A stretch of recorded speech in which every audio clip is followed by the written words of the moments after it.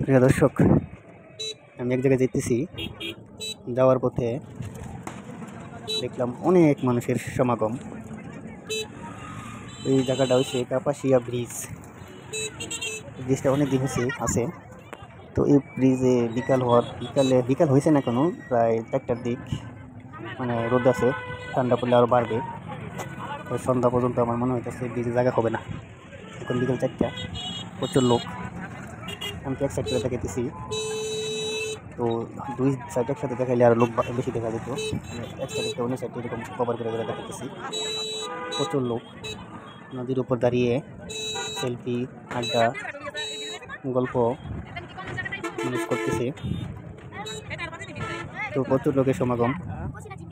তো আসলে সন্ধ্যা হলে আরও বেশি ভালো লাগবে।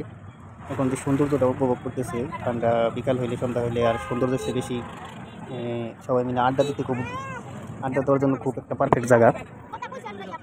এই জায়গাতে আসলে কাপাসিয়ার আশেপাশের লোক যারা আছে সবাই এখানে আসে আড্ডা দিতে।